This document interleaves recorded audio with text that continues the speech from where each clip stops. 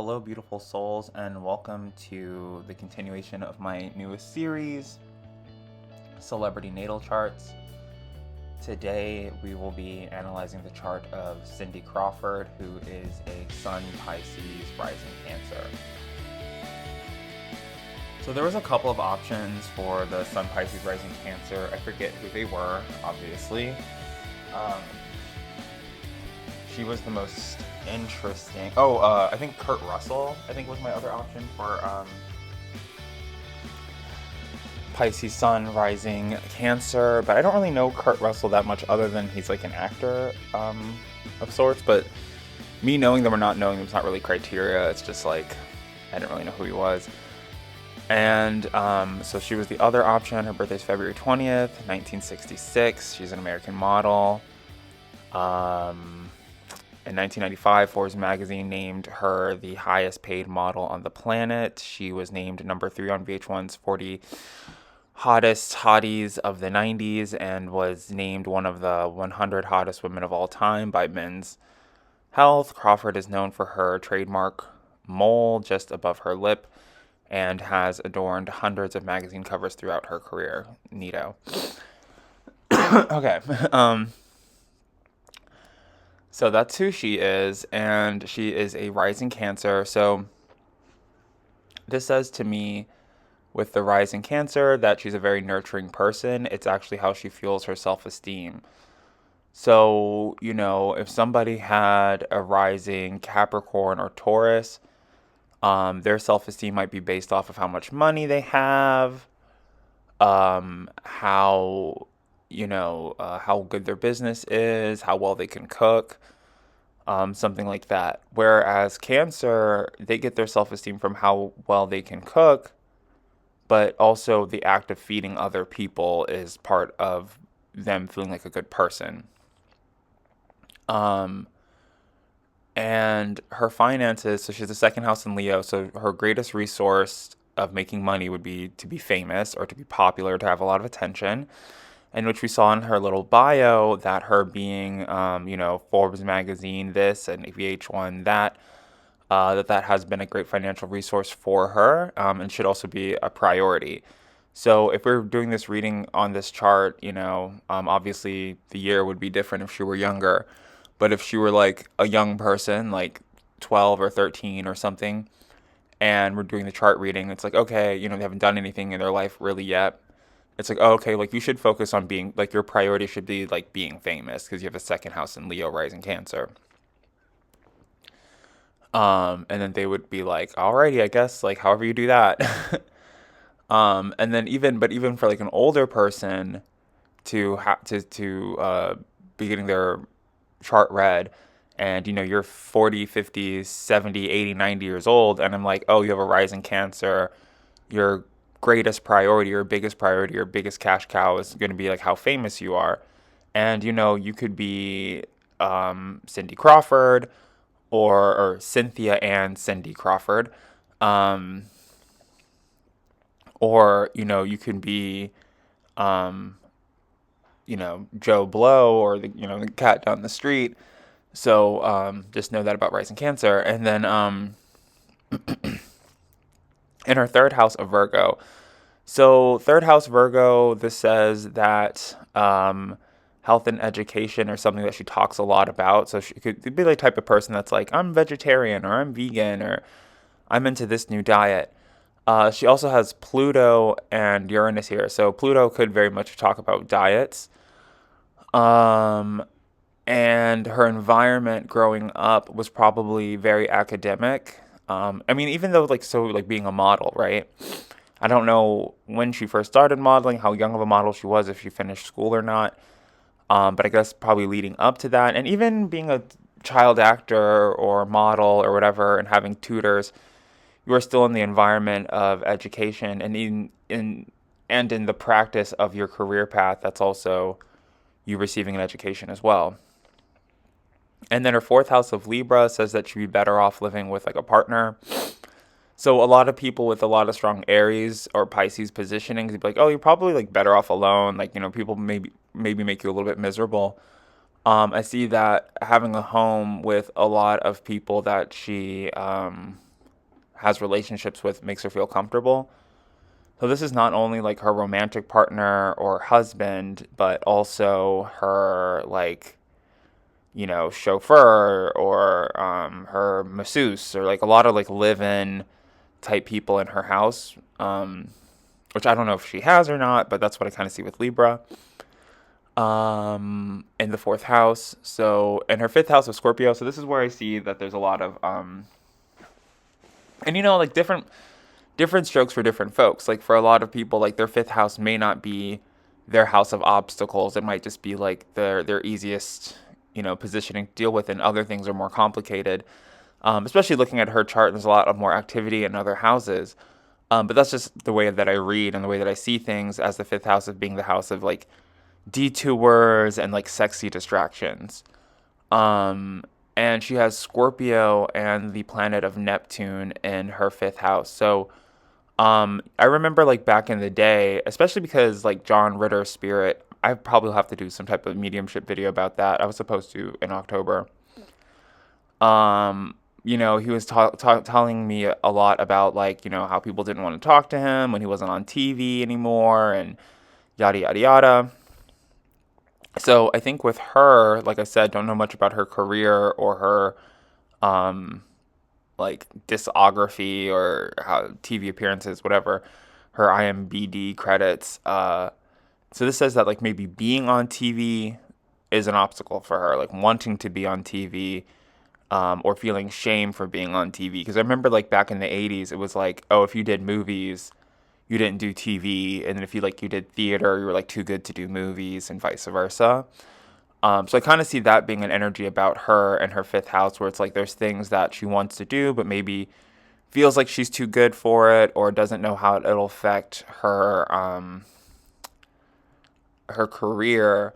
And then also Neptune here is like talks about illusion. So like whatever it is, it's most certainly like an illusion and doesn't matter that much, but it is like a detour. So maybe she'll be on some Netflix show or sitcom, and it's something she probably maybe should have done like 20 or 30 years ago, or would really enjoy. Throughout all of these readings, like Flavor Flav's energy has been like really prominent.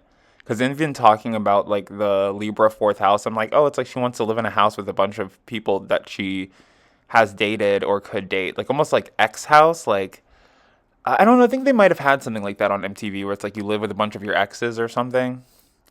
So they might do like a celebrity version. You never know how things happen.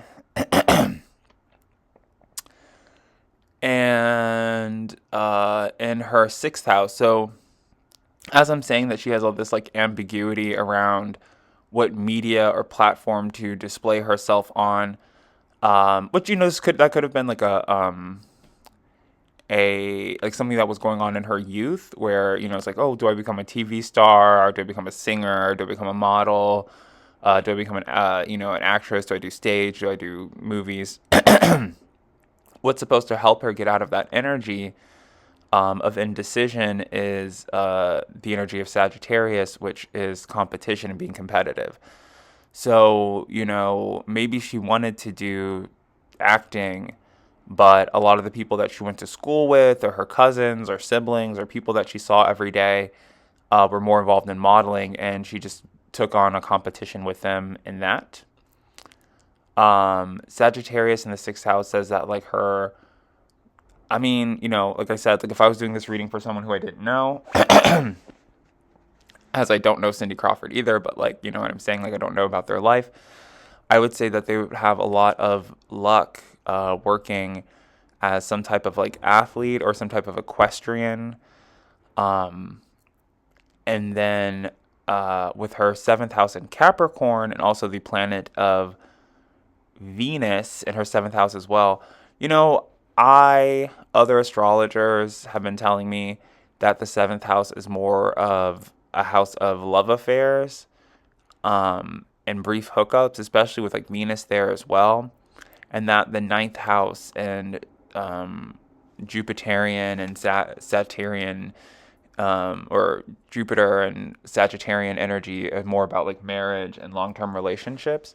Because also like weddings are a party, and Sagittarius rules parties. But typically in a chart, I'd be like, oh, someone with a Capricorn sun or rising Capricorn would be a good match for her, especially with Venus there. So it's like, even if her and some Capricorn don't get married, there might be a Capricorn that she's like very deeply in romantic love with. And then then in her eighth house, which kind of clarifies a lot of things, is that the thing that she desires the most, or the things that she wants the most out of life, is friendships, and technology. So it's probably like she wants friends and followers and likes and shares and subscribes, and probably wants to be somewhat like of a YouTuber or something eventually. And then in her ninth house, so this is, typically the ninth house from your rising will be the same element as that rising. So I think like the ninth house from Scorpio is like Cancer. And so the ninth house from Cancer is Pisces. So when you're reading your basic Becky astrology book and it's like, oh, you have a sun in Cancer, you should get married to a Pisces or a Scorpio. That can even be emboldened or extra, have more emphasis if like, you're a Pisces with a rising Cancer and it's like, oh, should I date a Scorpio or a Pisces? And then it's like, okay, well, you are a Pisces, so you're compatible with Pisces, and then you have rising Cancer, so that you probably should get married to a Pisces. And even if you don't want to get married to a Pisces, they're probably the only ones that are going to be hanging around you long enough to entertain that idea. Sorry. And then she has sun, moon, and Mercury in Pisces. Sun, moon, Mercury, Chiron, and Mars, and Saturn in Pisces. So forget about a Pisces stellium. This woman is a gigantic fish. So her Pisces sun is what makes her feel, free, and, like that's who she is at her core and herself. When she's emotional, she acts like a Pisces. Moon and Pisces, I do also think tend to be like, for lack of a better word, crazy and go by a bunch of different aliases. But when you're like a famous person, maybe she has to like sort of hide or go incognito at times. So that could be a thing with her, Moon and Pisces.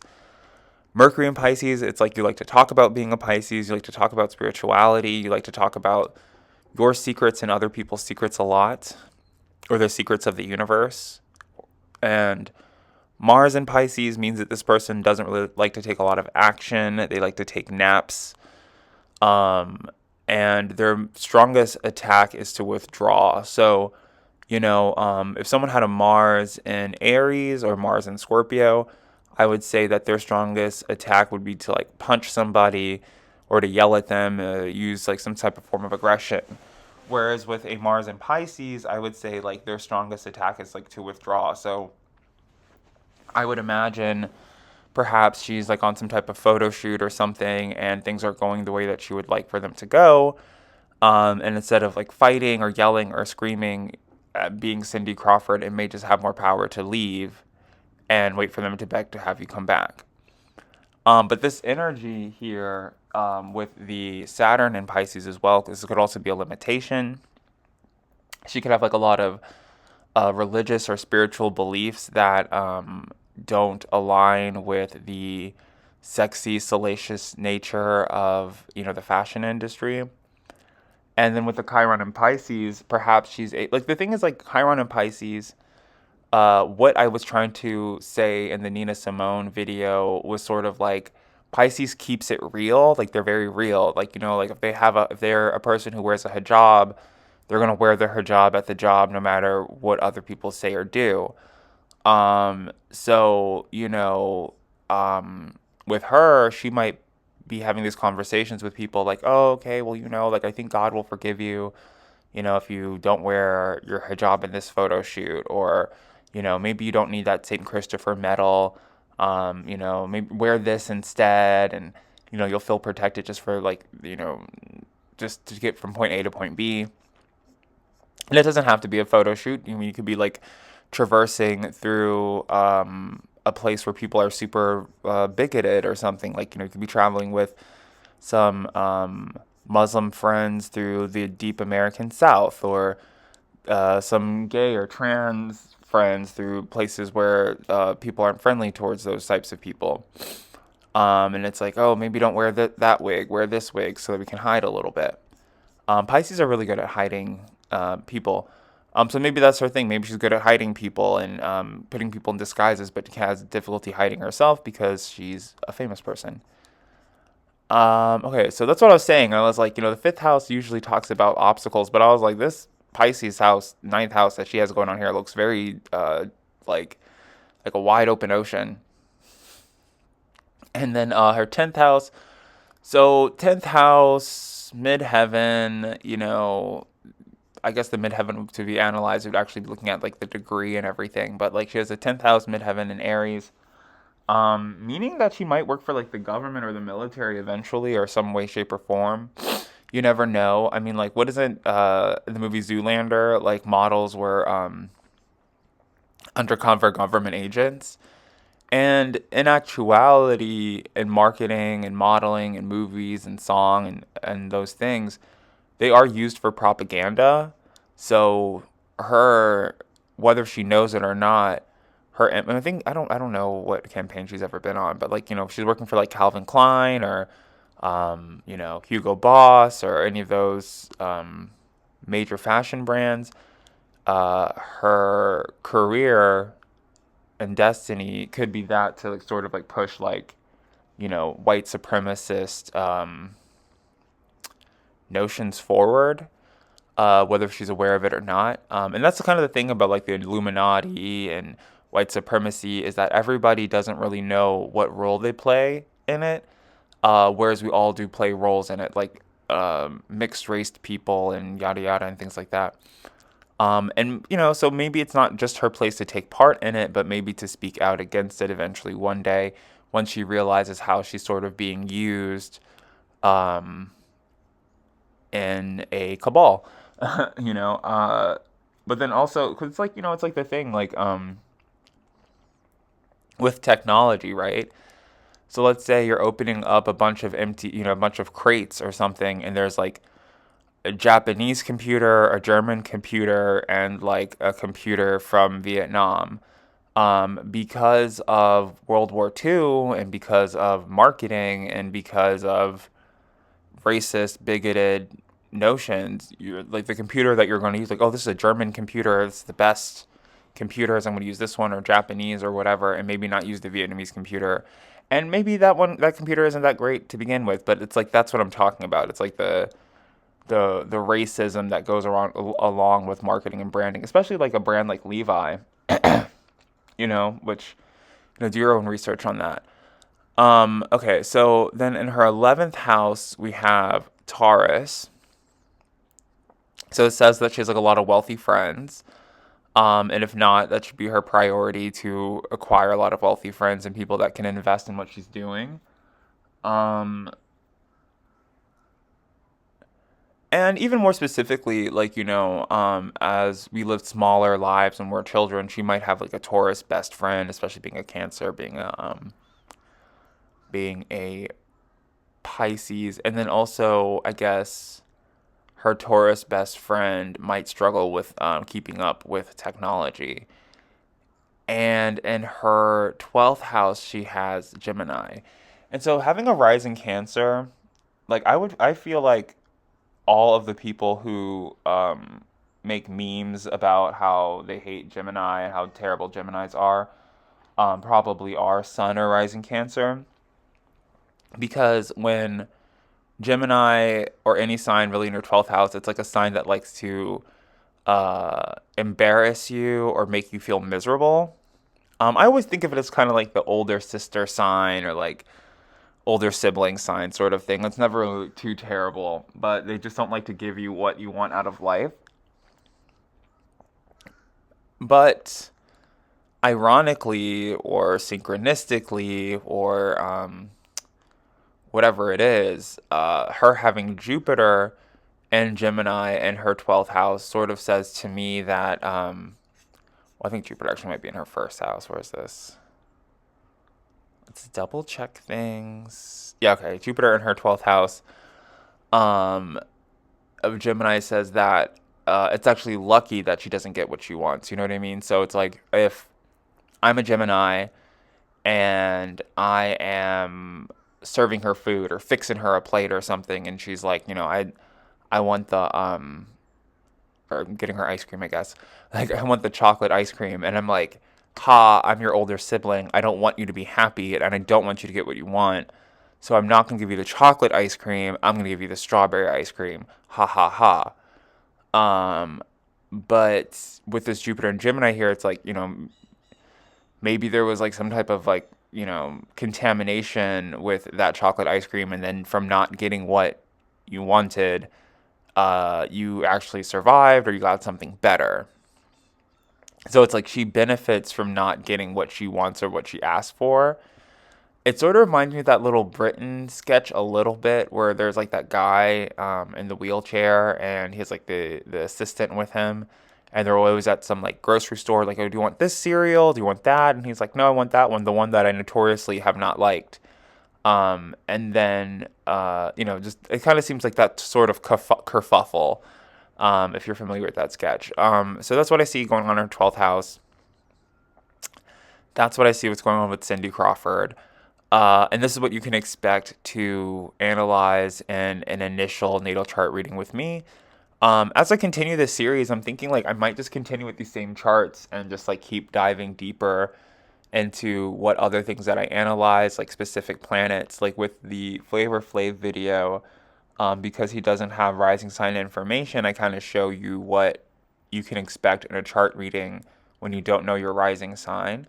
But there's a million different things you can analyze, like your lunar or Chinese astrology could literally work off of just your sun sign, if that's all you have.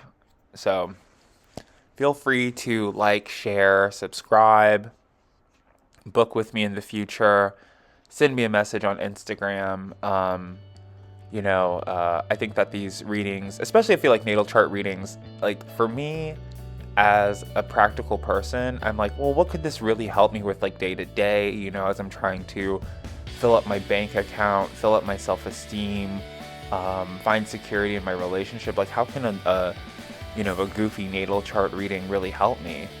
And even doing these readings for my clients and doing these celebrity chart readings, I'm really seeing ways that from the little things that I know about these people in their lives, how having had or having access to certain celestial information could be like a lifesaver, could be like a buoy at the horizon of not knowing where the shore is or where you're going. So that's how I feel about that, and thank you so much for listening, and I will see you in my next video. Bye.